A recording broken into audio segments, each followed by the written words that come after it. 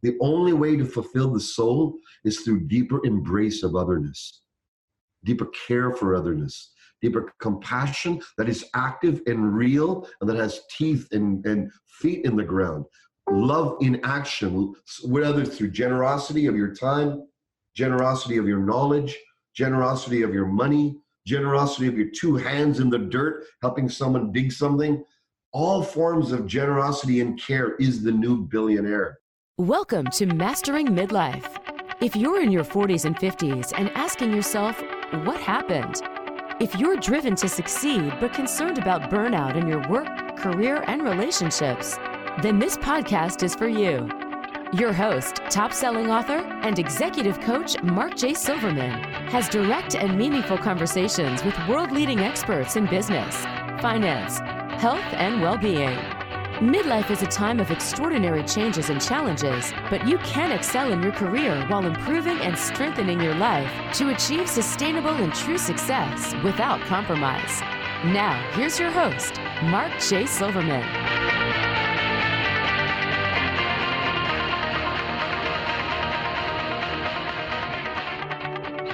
We're all dealing with the emotional, mental, physical, and spiritual consequences and challenges of the coronavirus outbreak of 2020. So for May and April of 2020, I will be making my Leadership Resiliency course, which is originally developed for people in business to deal with the stresses of running a business, of being a family person, of being basically in the stressful time of their life and midlife, available for free for everybody. This is the perfect time to learn how to have tough conversations, to learn how to right the ship in your own emotional and intellectual self. This is the perfect time to be able to figure out how to deal with procrastination and get the things done that you want to get done, and how to go inside and contemplate and be your best self. So for the months of April and May, the Leadership Resiliency Program will be free, along with the Only 10s program that you can get from my website. Also, if you look in the show notes, you will see a specific link with codes so that you can go and download the videos and worksheets for free. Please give me some feedback. I hope it helps. I love you and enjoy the show.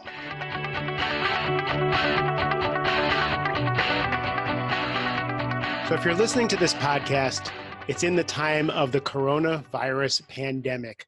If you're listening to it in 2022, you'll remember. If you're listening to it in April 2020, because I'm going to produce this right away, then you're right in the thick of it with all of us.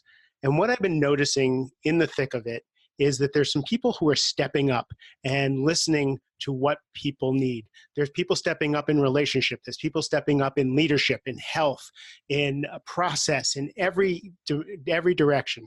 And I've been paying attention to who's really providing value at this time. And my next guest is someone I've been friends with for several years, admired. I consider him a mentor. I listen to what he has to say and model myself after a lot of what he does. His name is Satyen Raja, and together with his incredibly beautiful wife, Suzanne, they created this transformational school, this academy called Warrior Sage, which marries ancient wisdom, martial arts, spirituality with practical balls to the wall business sense. And he's, for over 100,000 students all over the world. He works with CEOs and business leaders, and really one of the few people I've seen be able to marry all this stuff together. And Satyen has been all over LinkedIn and Facebook and just producing so much good content that I begged him to come onto the podcast just to talk about whatever it is we need to talk about that's going to be valuable to you. So Satyen, thank you for being here. Mark, I really value who you are, your heart, and I really love you. I think you're an awesome human and being, and also making huge contribution to people's lives. And however we can serve whatever's going on right now, let's go for it. Cool. So tell me, what are you noticing? Because you again, I could do a whole podcast with you, a series of podcasts on relationship, on leadership, on being a strong man, on like we could just run the gamut. What are you seeing that's going on in the world in general 3 to 4 weeks into this pandemic, in the business world and in the world of humanity, that we need?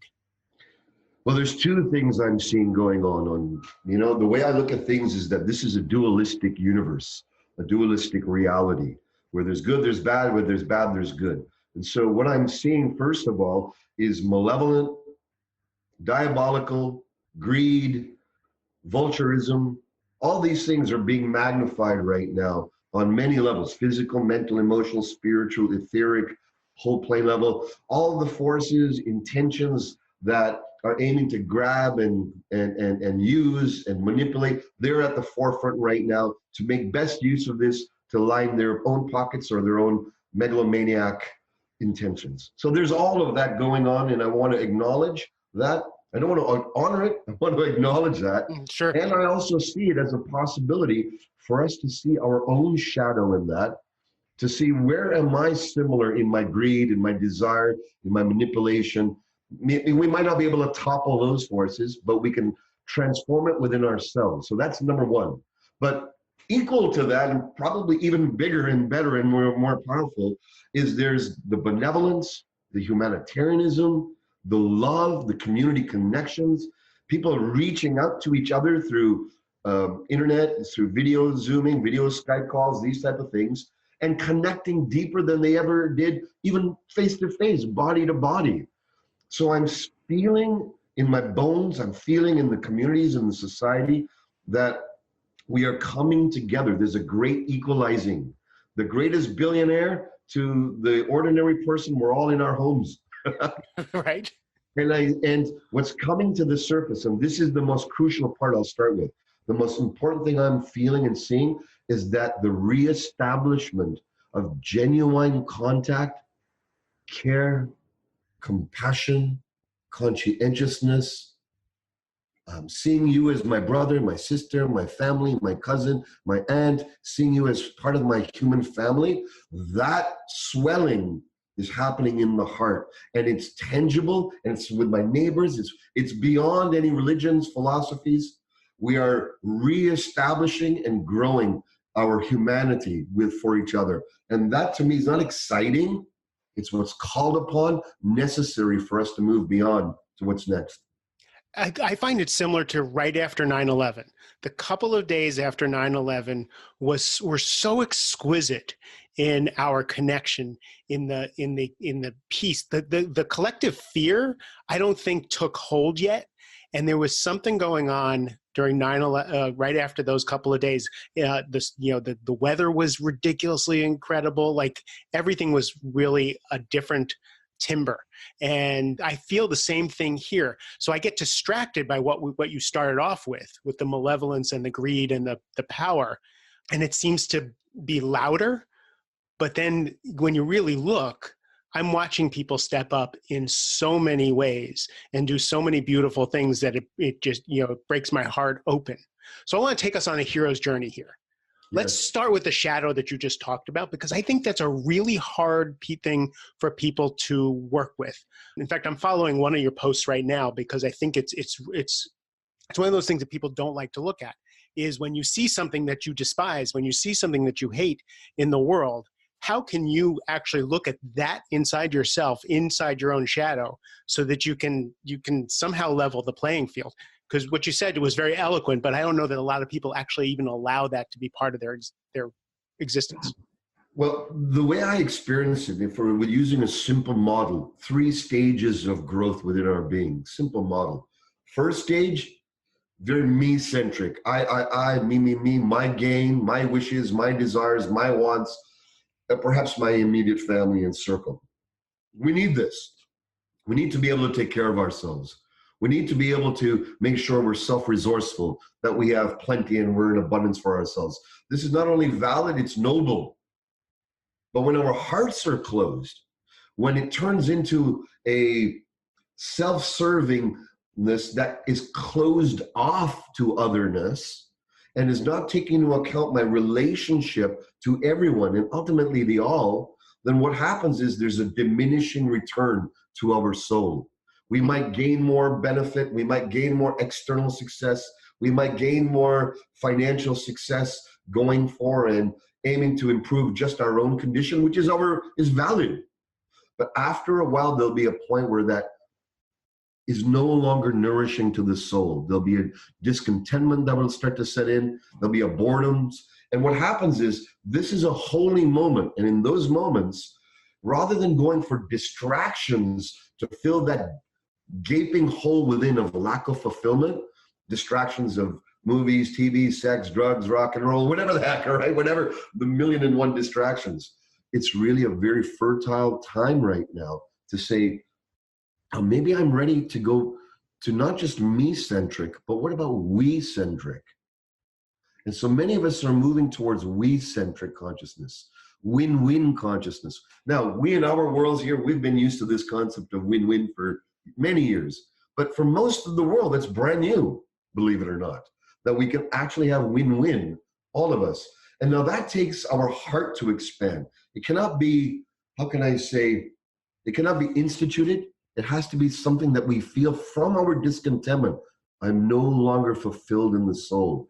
The only way to fulfill the soul is through deeper embrace of otherness, deeper care for otherness, deeper compassion that is active and real and that has teeth and feet in the ground. Love in action, whether through generosity of your time, generosity of your knowledge, generosity of your money, generosity of your 2 hands in the dirt, helping someone dig something. All forms of generosity and care is the new billionaire, in my opinion. I'm terrified. My business is about to crash. I have to fire employees. I don't know what I'm going to do. And I'm in my lizard brain because I'm just freaked out. Okay. How do I get to where you're talking about? Okay, I'm going to make the bridge, but I want to take to one more degree.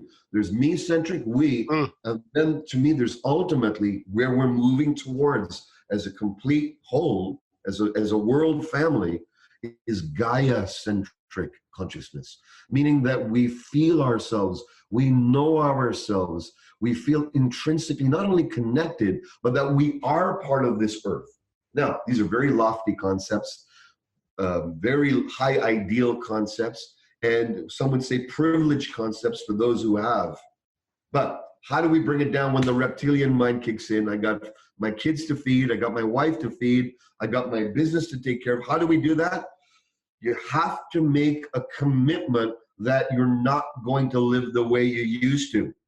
You have to make a commitment that the great freaking shakeup that's happening in our security, in our stability is being shaken up. You got to address that shaking, but you cannot use, you got to make a commitment that you will not use the same psychological models and the same models to reestablish the old pattern of security. Einstein has said this, we've heard this quote 1,000 ways. You can't change the problem. At the level of consciousness, the problem is generated. So the only true answer is to make a dedication to the growing of one's Gaia-centric illumination and consciousness, which means start learning how to love your neighbor as yourself.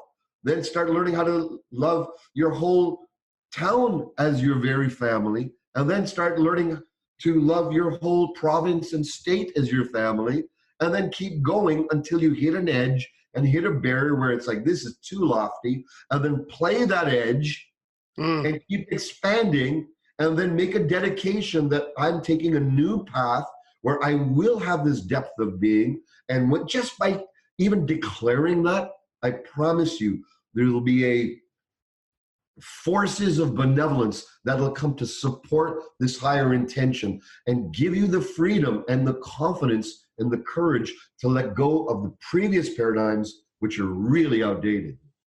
It's shown itself, and again, in all the literature, as far as what to do now in your business, is now is the time to give to your customers. Now is the time to give to your clients. Now is the time to create relationship. Now is not the time to take, harvest, so people can understand that in business terms, right? The ultimate sharing is relationship. It's the ultimate wealth right now. It's the ultimate form of wealth is relationship. All right. I like to take people to the worst case scenario. What if it all breaks down? What if our businesses all go to hell? We got to feel it. What if forget our business? What if half the businesses fail? Many small businesses are going to go under. This is like brass tacks. This is like serious. Rather than stay in a new agey, pumped up, rose-colored, illusionary sort of state, thinking, oh, everything's going to be fine and go back. No, not only will everything not go back to normal, how about we choose and we dedicate ourselves to not make everything go back to normal? What if the normalness has been thrown out the window for us to evolve? We're going to embrace it. Look, we're going from old models of energy consumption to new models. We have to. The same has to be upgraded in our psychology and in our relationships. If you fail, but you won't die. The government is not going to save us. Don't look for them. UFOs, I don't believe, are going to save us. I don't believe some mystical forces are going to save us. I think only we can save ourselves. And now, let's get down to practicality. Who are the people, if shit hits the fan, that you would call first to foster your allyships, to foster your alliances and allegiances? I can think of a few people, and there's a lot of people I wouldn't call. But the ones I would call, what if I start calling them today? Right. And start, hey, you know what? I want you to know that if things fell apart, I would want no one else, and this is why I spoke to my contractor yesterday, who's been working at my house for 20 years, deep trust. He barely gives me bills. He comes, fixes things. I don't even get a bill. I just send him money here and there. And he's done everything with impeccability. Very different cultures we come from. He's very Canadian, very old school, very old townish. I'm an Indian. I'm a eccentric entrepreneur, this and this. But I said to him, I go, brother, if shit hits the fan, I want us to align our families, work together, have food together, find ways to serve. He goes, of course. He goes, there's very few people I would want to do that. It would be with you. I think that's the ground floor communications we need to make. That's the real communications we need to have now, so that we know our sturdiness, our solidity is not based on external factors, but the relationships in my immediate circle. Galvanize those, love those, nourish those, bring those people in, share food with them, leave food at their doorstep. Come back to the humanness of real relating and trust. One of my friends, we were just on a Zoom call the other day, a colleague, and she's a financial advisor. And what she did was she drove around town with bottles of wine and rolls of toilet paper. And, you know, she put a roll of toilet paper on a bottle of wine and went around to all her prospects, all her customers, all her people. And on one hand, it's silly, but it's funny. It's practical. It's thinking of someone. And it just, for me, it just lit me up that she thought of all of that. And, you know, like my partner just got a gift in the mail from his financial advisor. And I was like, okay, great. What is it going to be, a calendar of or something like that? And my partner is very specific about what he likes, what he wants. It was a book of 50 hikes within 50 miles of where we live. Like, that's what we do, right? And I was like, now that's taking an extra moment thinking and doing something like that. So let's go back to what you're talking about, using this shakeup as an opportunity. I talk about midlife the same way I talk about the coronavirus, because we hit a wall. What was working no longer works. We made the money, we have the career, we have the success, and all of a sudden we're just fucking not happy. Why? Right? Now, this is the hard part. Do we start covering it up with sex, drugs, and rock and roll, a new partner, a new this, or do we actually peel the layers back and see what we need? And everything that's needed now in the coronavirus time, everything that's needed in your business and your personal life and everything is what's needed in midlife, which is taking stock, taking an inventory, solidifying, you know, your resources, which is your relationships, as you were talking about. And now, what do I want to create as the next chapter? Exactly. So I love what you just shared on all of that whole spectrum of that. You know, you shared about your friend who's gone around and made these very specific gifts that are opportune and pertinent to this very moment and dialed into you, not generalized, but thoughtful, caring of yourself. I started making calls of all of my past, and here's some practical tips. I made calls to all my past clients I've had. I've been doing like 5-10 calls in between my coaching calls, just reach outs, just how are you doing? I just want you to know I'm sharing my love with you. I'm giving you a big embrace from over here. If you wish to share back to me and let me know what you're experiencing, what you're going through, if you need a shoulder to lean on or to chat with, I have no business solicitation going on, none of it. I just want to let you know that there's care and love coming your way. Now, what's happened is I've got many phone calls come back. Thank you. How thoughtful of you. How caring of you. And what's interesting is I've had prospective calls, high ticket prospective calls, come out from all other places that didn't seem directly related to my outgoing calls, but are coming back from the universe. I believe if we invest in conscientious love of others in a direct, formalized, executed way that's dialed into each person from the quality and joy of that connection, not a generalized connection, this unique connection. And we're feeling that individual as we're giving our gift and how they would bloom, how they would be served. We might not get the return back from that group that we're expressing to, that joy and love, but the universe loves when you invest in love. And when you invest in love and true power, it wishes to give you a huge ROI. It wants to.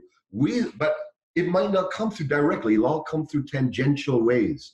So this is what we got to get our heads around, especially those of us who are in business, that our direct marketing, reach out, connection efforts will not necessarily directly, they might come from the crucible of all the people you know. It'll come from other realms, other directions. It'll come from referrals. It'll come from you sharing, wow, Satyen, I saw you on video and what you're offering, and now people hear what I'm up to. It's the genuine expression of care in action. That's the warriorship that's needed now. And the courage is to wrap up whatever the past was, put it in your hand like a piece of paper, blow it to the sky, and say, thank you for the past, and I am ready for what's new. So I'm so happy to be talking to you about this, because I feel sometimes I'm speaking into the wind. In the Twitterverse, in out there in the world, there's the hustle and grind, hyper masculine guys, who, like, if you're not working out at 5 o'clock in the morning, and if you're not working at 2 o'clock in the morning, people are going to steal your lunch, and they're just like this hyper. The only way I can say is the hyper masculine, success oriented, empty paper tigers, right? And then when I watch what you do and what you represent, it's also just beautifully masculine, right? Very strong. It's about the physical, it's about the mental, it's about the spiritual, it's about all that stuff. But there's a gap. And what I'm hoping is that there's a shift towards what you're talking about, and that people can actually see the difference.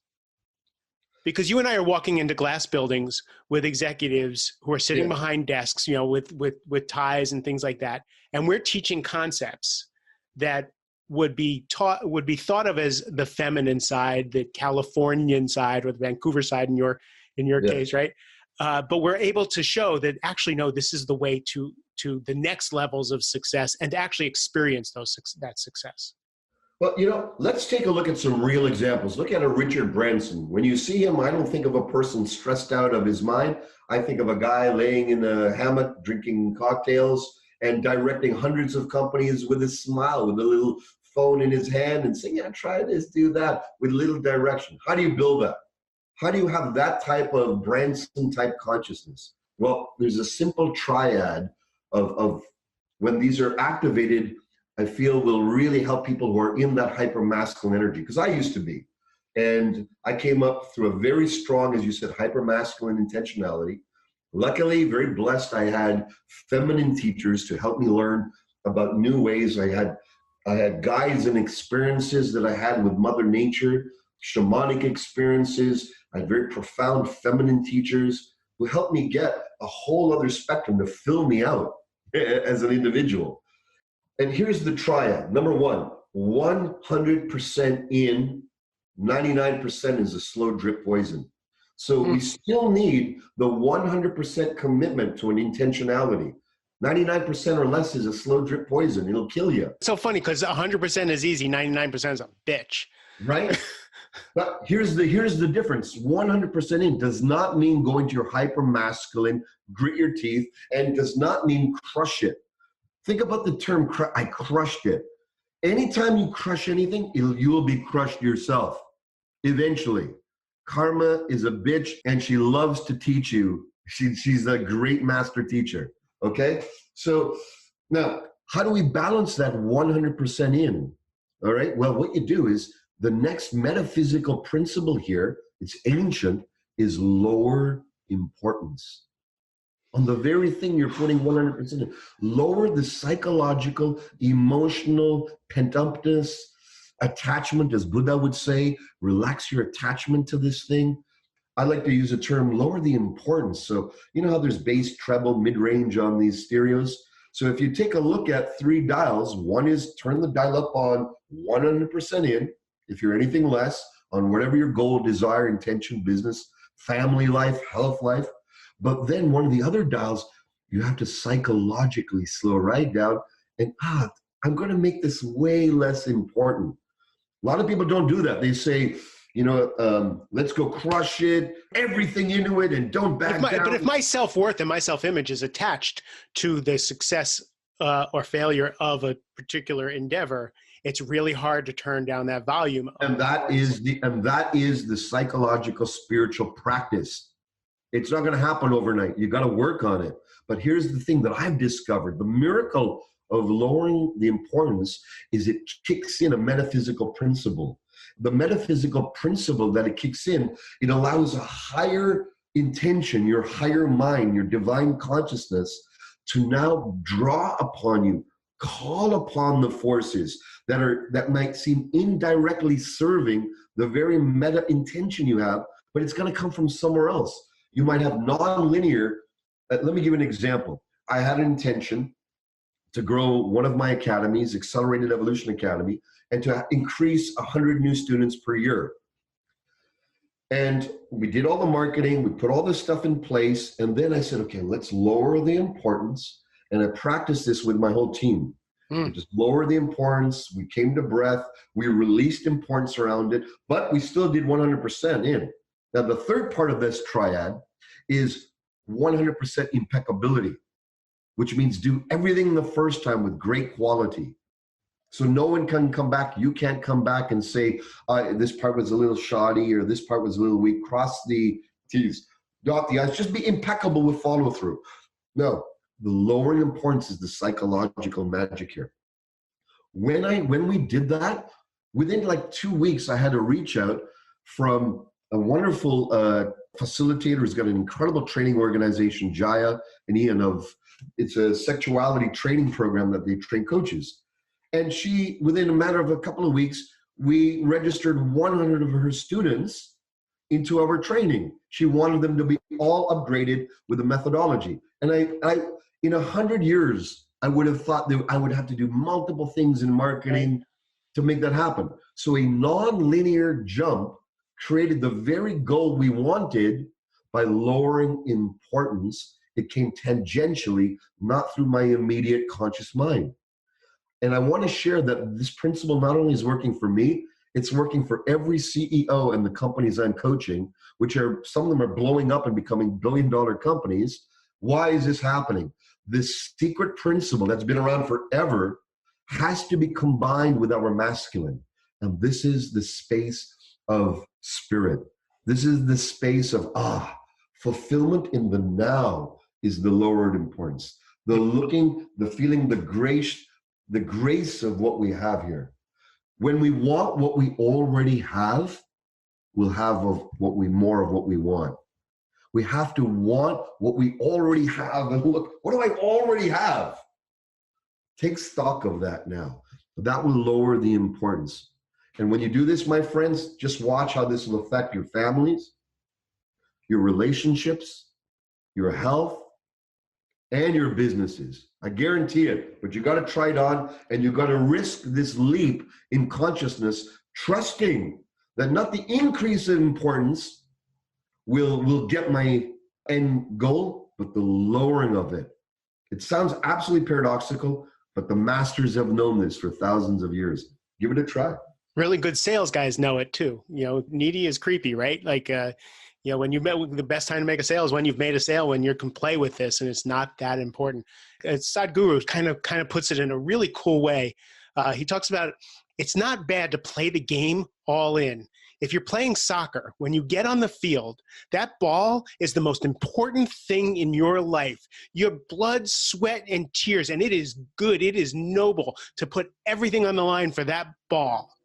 The problem is when we walk off the field and we're still thinking about that ball.